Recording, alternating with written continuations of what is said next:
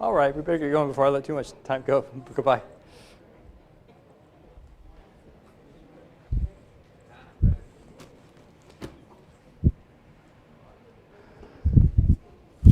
So we've dealt with a little bit about angels so far in the study of angels. We actually had looked at the nature of God, his omnipotence, his omniscience, and his all-knowing, all-powerful, and come on. I'm drawing a big blank right now. Omnipresence. He's everywhere. And how it differs from the nature of angels, where they have a lot of great knowledge, but they don't know everything. They have a lot of power, but it's within the realm of the authority of God. And they're very mobile, get around very quickly, but they are not everywhere all at once. They have to travel just like we have to travel. Well, I say just like we have to. They travel a lot better than we do. We'll look at that in Daniel chapter 9. We haven't really focused on a lot.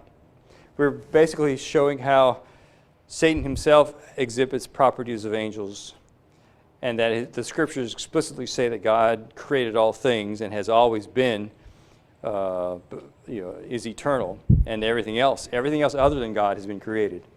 And angels are one of those, and so Satan himself was one of those created beings. So he is not God, therefore shares qualities of that of angels, so that we look at him, he was one of the fallen angels that rebelled against God. All right, so with that, we understand that we put Satan in the right perspective, that he's an angel. I was about to say, just an angel. That's not quite, he is an angel, but he's an evil one. He is turned against God, okay?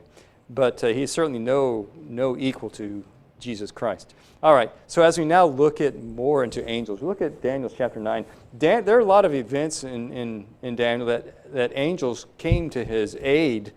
We must understand that the purpose of angels is not for our beck and call. It's not for our service so much as, and our intention, our purposes, but rather it's for God's purposes. Angels serve God and not us, although in serving God, many times we are served as well, okay? Now, all we can look at is examples where we see in the scriptures where angels were active.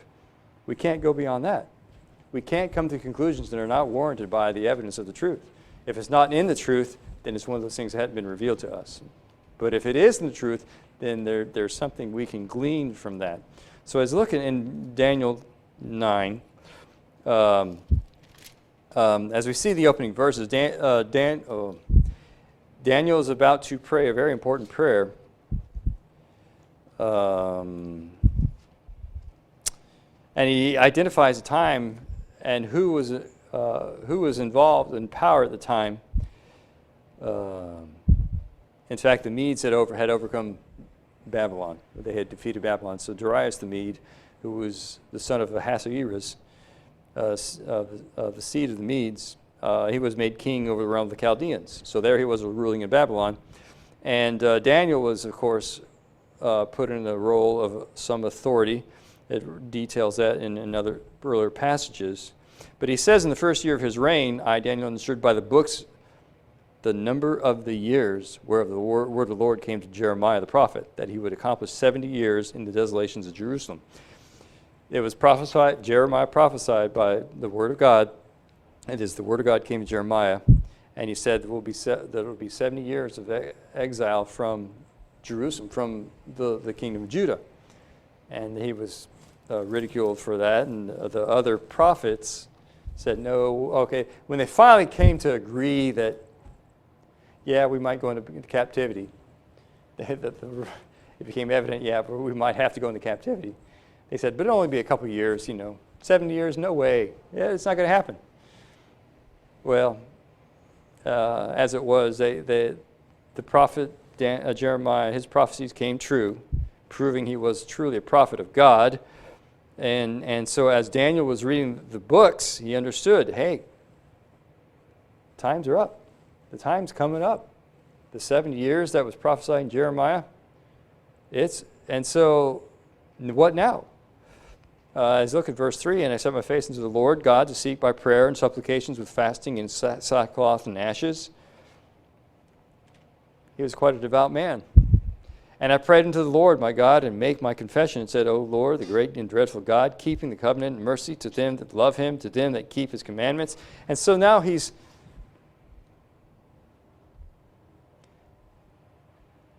recognizing who God is. He's telling God who he is. He's telling God who God is, as if he doesn't know it. But you know what? As I think about our prayers, do we ever tell God how we understand him? That he is the creator of all things, the ruler of all nations, that he has complete authority over all things, and that so full of mercy to have him say, me? Do we ever say that? I mean, I'm looking at how Daniel has, in sackcloth and ashes and fasting, all this he does to prepare himself to have the right attitude as he approaches God in prayer. And whereas we have such a convenient access, Daniel made a lot of preparation for it, and so prepared his mindset, his attitude, and everything. And he begins by telling God how great he is, and then he goes on to say, Daniel knew why the Babylonian captivity occurred. He was very well aware that the reason why they were taken away into captivity was because of the iniquities of his countrymen. And he confesses the sins of his nation to God as well. Complete humility before God. And look at verse 9 too. The Lord our God be long mercies and forgiveness, though we have rebelled against him.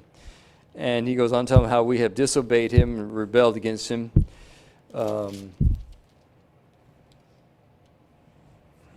In verse 13, as it is written in the law of Moses, all this evil has come upon us, yet made we not our prayer before the Lord our God, that we might turn from our iniquities and understand thy truth.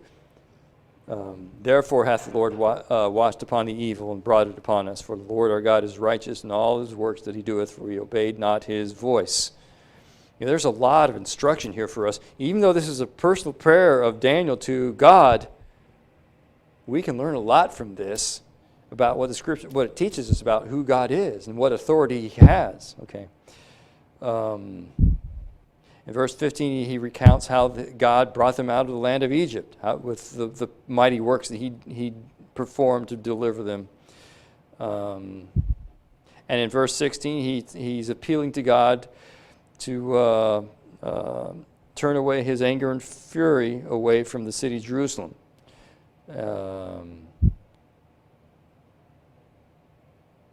And he admits all of our sins have become a reproach to all that are about us.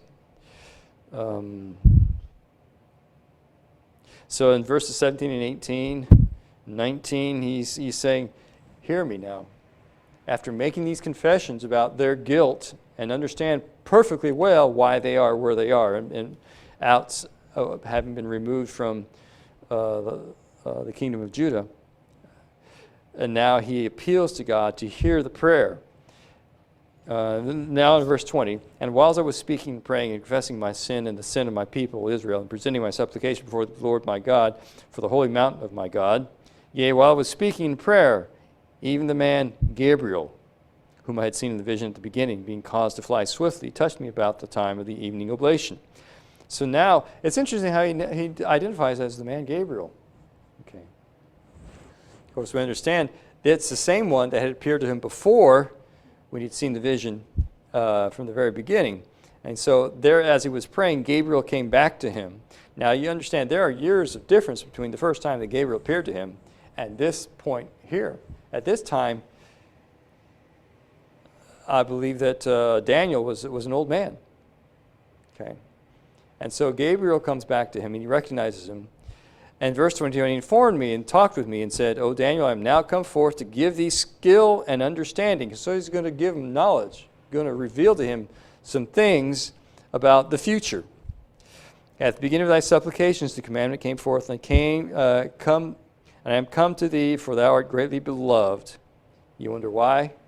Why was Daniel greatly beloved? Well, we've seen it all through these passages about his humility before God, recognizing the sins of the people. That's why they were in captivity.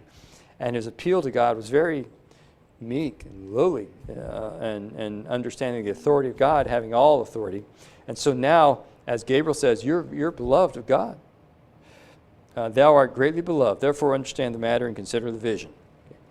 And so he goes on to tell him about the events. Now, and these are incidentally events that talk about Christ coming to the earth, and the gospel being preached, and the events. In fact, it gives a timetable that some have put very precisely in years. The days that are given, the weeks that are given represent periods of time. Now, my preparation was not to talk about that prophecy particularly, but rather to discuss how Gabriel had we've discussed this before, how Gabriel was able to get to Daniel in a matter of time, very rapidly. But it still was a matter of time, showing the limitation of the speed at which the angel Gabriel could travel. And I presume that all the angels could only travel at a certain rate. And so, continuing on from there, the Gabriel gives him the information regarding what's called Daniel's 70 weeks, and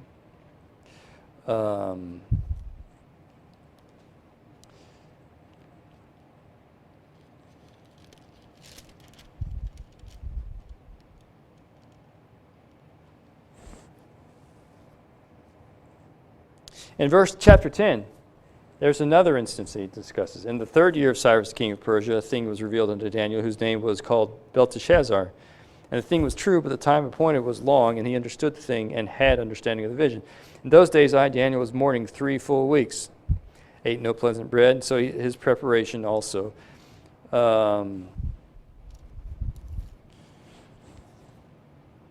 And so as he was, he reveals about where he was by the great river Hiddekel, and that he beheld a certain man clothed in linen, whose loins were girded with fine gold of Uphaz. His body was like the beryl, and his face was the appearance of lightning, his eyes as the lamps of fire, and his arms and his feet like in color of polished brass, and the voice of his words like the voice of a multitude. So this is a being that's very impressive, looks very important, very decorated. So we gather that this being that he saw was very impressive to behold. And not only that, when he heard him speak, his voice was very powerful. Okay. And he goes on to describe how he only saw this one. The others, they went away. They had not seen the vision. In verse 9, yet heard I the voice of his words, and when I heard the voice of his words, then was I in deep sleep on my face, and my face toward the ground.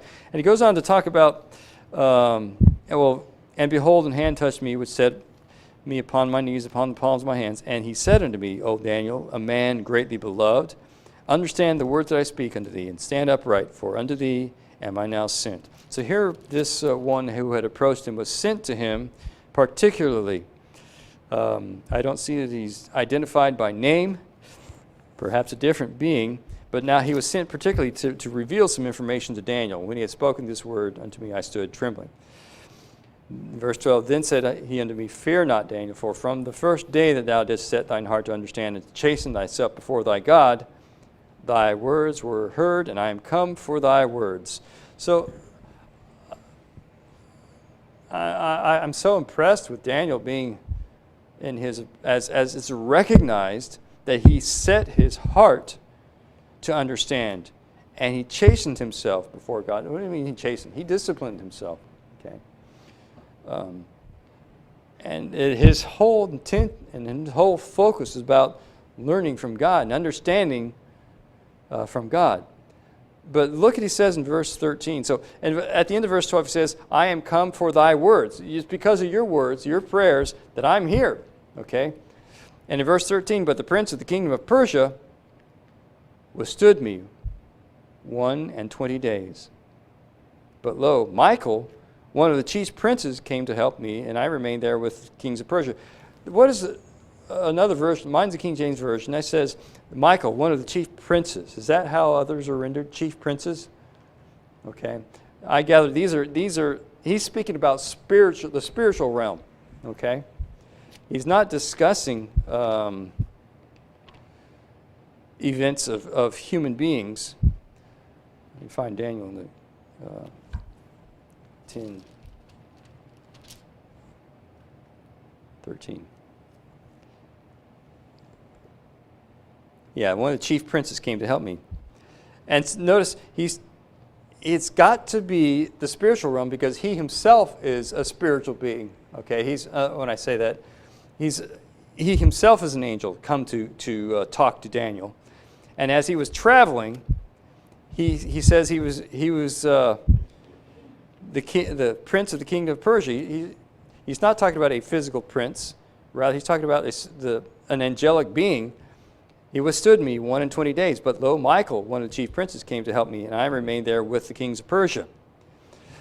Now, what does this reveal to us? You have this angel that came to reveal things to Daniel because he was sent, because of Daniel's prayers. And he reveals to Daniel, it wasn't easy getting here. I was impeded in my travel journey here for like 21 days. And until Michael, one of the chief princes, came to help me, and I remained there with the kings of Persia. So there was a period of time where he was impeded. Michael came to help him, and they were able to overcome this prince of the kingdom of Persia. Okay. And now I'm come to make thee understand what shall befall thy people in the latter days, for yet the vision is for many days. And he goes on to reveal that. So there are things that we don't see that's going on. And once again, it's still for the purpose of God, God's purpose, okay? But as we think about God is involved in the kingdoms of men, making kings to rise and to fall, Daniel revealed that to Nebuchadnezzar. Nebuchadnezzar understood very well that the God of Daniel was the one true God, that it's God who allows kingdoms to rise, okay? And as we see here, the working, we just see a sliver of something that went on, and the roles that they were playing in the kingdoms of men. What do we learn about that? That there are things going on that are beyond our understanding, because we're not aware. We're not allowed to be. That's all we're given. Okay, but we are told that God does make nations rise and causes nations to fall. So how does he do it? Well, however he does it, but we see there's something going on. There was conflict going on there too. Okay, that's as much information I have about that. Okay, but as he appeared, notice Daniel refers to the man Gabriel. Talk about how angels have to appear. And instances like this in particular, he appeared as a man. Look at Genesis.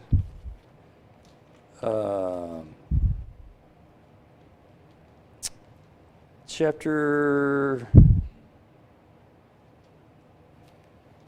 Where was that? Chapter 18.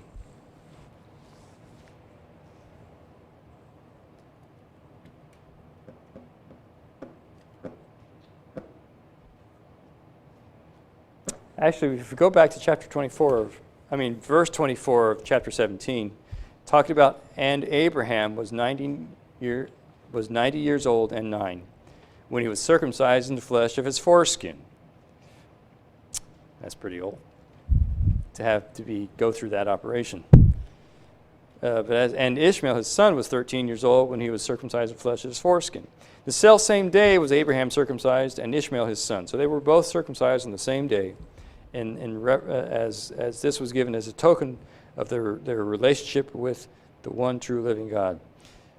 And all the men of his house born in the house and bought with money of the stranger were circumcised with him. So everybody involved with Abraham in his whole household, everybody he had anything to do with in his clan, in his tribe, in his organization, they were all circumcised. And the Lord appeared unto him, whom? That's why I went back. It appeared to Abraham in the plains of Mamre, and he sat in the tent door in the heat of the day. And he lifted up his eyes and looked, and lo, 3 men stood by him. And when he saw them, he ran to meet them from the tent door and bowed himself toward the ground, or he humbled himself. I think this is more of a cultural thing.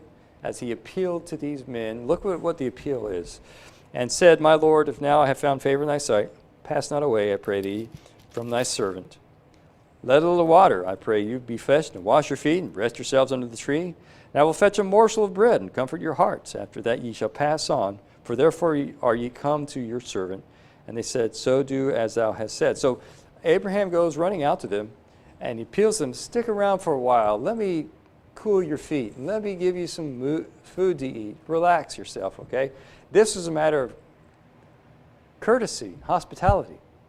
I think this is what is referred to, this event particularly is referred to when in the New Testament it says that we should be hospitable because others unawares have entertained angels and extending their hospitality. I'm trying to remember that reference, but when I think about Abraham, perhaps did not understand who they were yet. As he called them Lord, or him Lord, it was just a cultural thing in reference to courtesy. Okay. And he goes on, and Abraham hastened to the tent of Sarah and said, Make ready quickly 3 measures of fine meal, knead it. So they made preparations as he had said he would, and fed them. Took butter and milk and the calf which he dressed and set it before them. And so as the conversation goes on, it's where they tell them that they're going to have a son. Okay, and of course, it's rather surprising to Abraham, and Sarah apparently disbelieved it. Nevertheless, as it says in verse 16, and the men rose up from thence and looked towards Sodom, and Abraham went with them to bring them on the way. And the Lord said, Shall I hide from Abraham that thing which I do? Now I think this is a case where the Lord is actually the second member of the Godhead. The reason being is that the kind of, as we look back at how Abraham appealed to them, he did humble himself. He did bow himself down to them, and this could have been looked at as worship, since in all cases where in the New Testament where any of the apostles people would begin to worship them as like Jupiter or Apollos, the Greek gods. They said, get up. Or if in the case where even Cornelius, a devout man, certainly didn't believe in the Greek gods or the Roman gods, as he bowed down before Peter. And Peter said, get up, I'm a man just like you. So we see that men are not allowed to accept worship as though they were gods. Okay, and if we do, think about Herod, that he died having accepted. He had given a speech so eloquently that the people said, "We've heard the voice of God, of a God," And so Herod liked this. He said, "Yeah," and so because he accepted this kind of worship, he died from worms. Okay, he was stricken with worms. Okay, so we can see that as men, we don't accept the worship of anybody as though we are a deity. Okay, and so in this case, we see where this one of those 3 may very well have been the second member of the Godhead, because this worship was accepted and was not said, "Get up," or just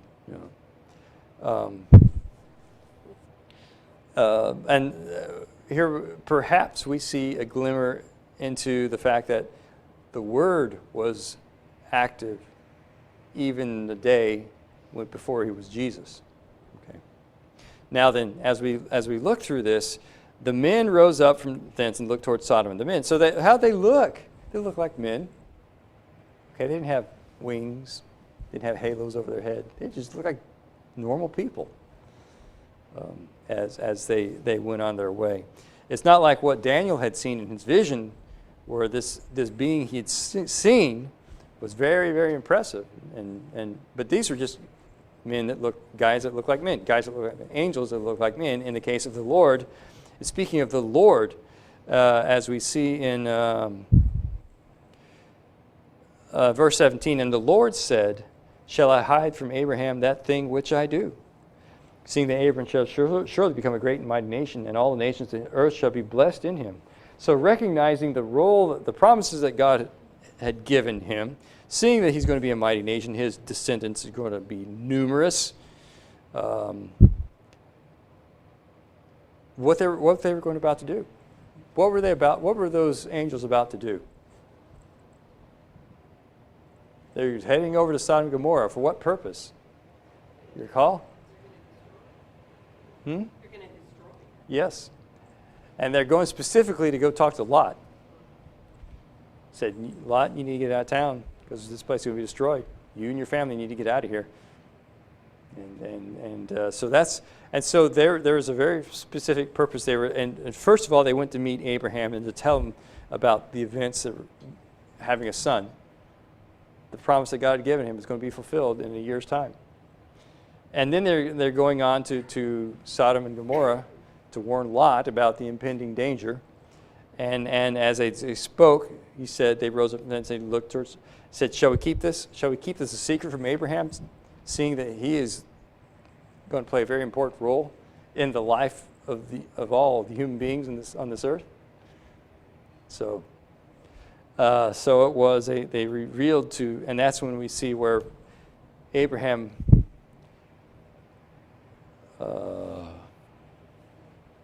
was trying to persuade them not to destroy the plains, the cities of the plains. It wasn't just Sodom and Gomorrah. There were 5 cities on the plains that they were going to be destroyed. And so he was appealing to them. And he started with, if you find 50 righteous men, are you going to destroy them with everybody else? Well, no. How about 45? No. 40? He goes on way down to, if they find just 10 righteous men in all these cities, just 10 righteous men. That's all.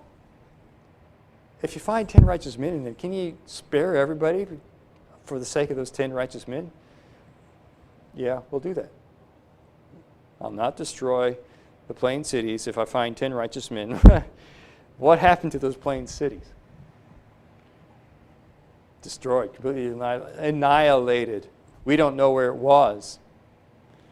We don't know where Sodom and Gomorrah or the plain cities were. It's very interesting that it was fire and brimstone. You know, people make fun of fire and brimstone, preaching fire and brimstone of the Old Testament. This was literal fire and brimstone. They destroyed everything with the heat and the brimstone and everything, and it wasn't a joke. It was devastating. Where did that occur? We are not quite certain, but there are certain things that, I mean, if one were to think about the evidence it's given us, we're familiar with the area that Abraham was wandering in as in his nomadic life, and we think about with fire and brimstone, the kind of devastation that went on. What kind of residue would be left? What would be left over after this annihilation? Fire and brimstone now. What burns hot? Does pitch, does asphalt burn hot? You know, can you imagine the rain of fire coming down with petroleum products? Not products, but this kind of thing. Well, what I'm getting at is, you're familiar with the Dead Sea, right? The Salt Sea. Nothing lives in it. You know why nothing lives in it? What's the common understanding that nothing lives in it? There's so much salt, nothing can live in it. In fact, I've heard it, and other people have said so. You go into that salt sea, you try to swim around, you try to swim down underneath it, you can't. It just bobs you right back up. The salt has made the water so dense, you can't sink. You just float on top, you know. And so that's with the salt, but there's more to it than that. Do you know that the Dead Sea is also called lake asphaltitis? Why would they call it lake asphaltitis?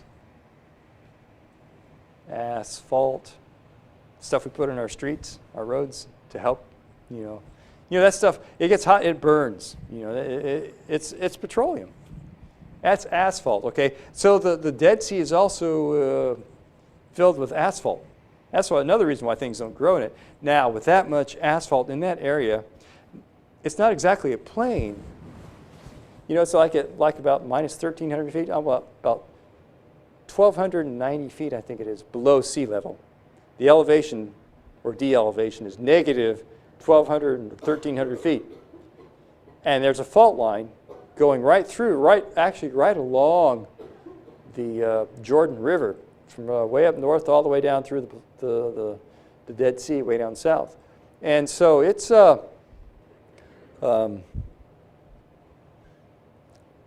if it were ever a plain, it has sunk a lot.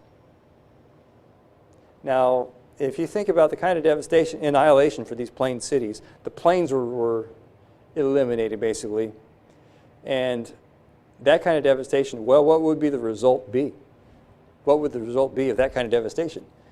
Complete restructuring of the surface of the earth, perhaps.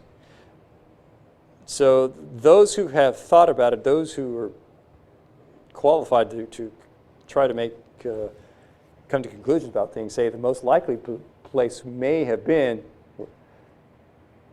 around the Dead Sea area because of the residual, all the asphalt in there, and the fault line and everything like that. It just fits. But that's the best we can come up with. But the thing is, we don't know. There's no evidence for any cities or anything like that. At any rate, this is supposed to be about the angels that appear to, how they appear. Once again, they appeared as men. They didn't have wings. They didn't have halos. All this stuff, As a matter of fact, I think about the night that Jesus was born. What happened that night as the shepherds were out sending their flocks? Was there any kind of announcement that Jesus was born? Did he come quietly, or did he come into this world quietly, or was there a big fanfare? You remember the story about Jesus' birth?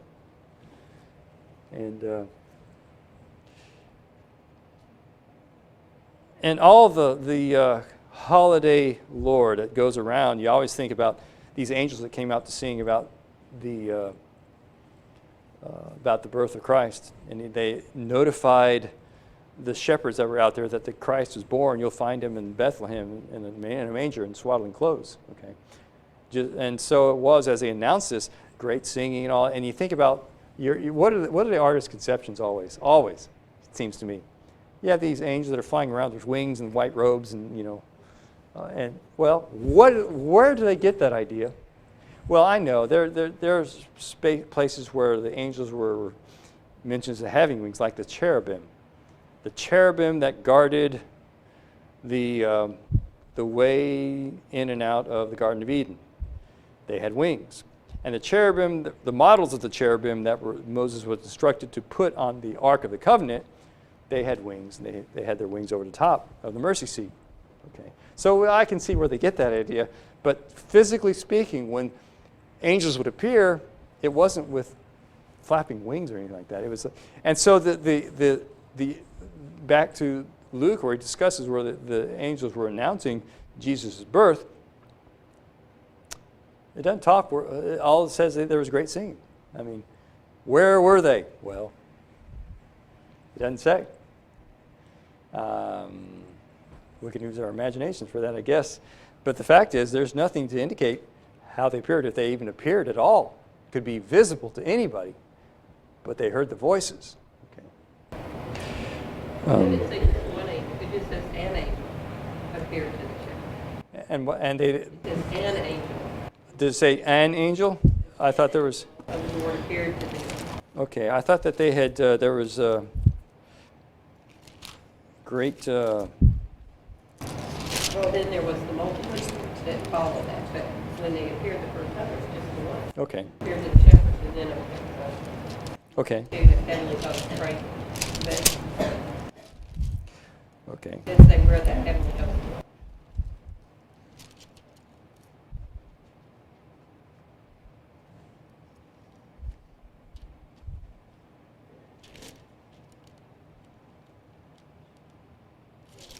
Well, And then 13 says,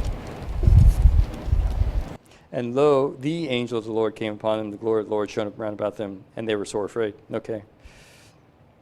and then 13 is her. And suddenly there was with an angel a multitude of the heavenly hosts praising God and saying, so they're what did they see? It's not clear, but it did say that it appeared. And suddenly there was with the angel a multitude of the heavenly hosts. I guess it's evident that there were a lot there. How did they appear? It doesn't say. Men standing right now. Yeah. Right? Yeah. It's not open.